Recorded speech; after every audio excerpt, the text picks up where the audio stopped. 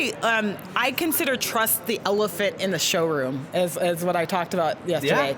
Yeah. It's one of those things that's kind of an uncomfortable thing to talk about with dealers, because I certainly don't want to be negative and just kind of bring up that, consumers distrust you, but there certainly is a trust gap between consumers and dealers. Well, there's a stereotype. There's like, a look, stereotype there's an absolute that's existed, and it's from some of the sins in the past.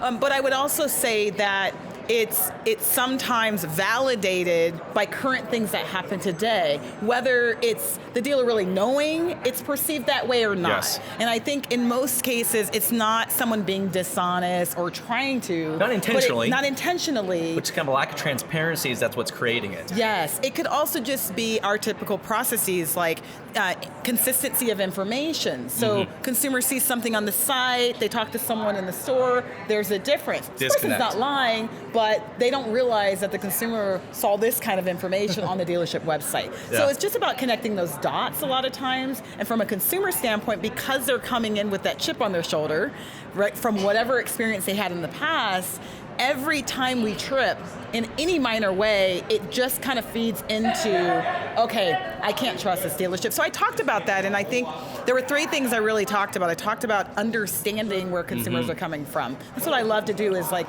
let me share some of this insight. Not insight just from a research standpoint, but we track a lot of consumers. We have 8 million consumers that come every month.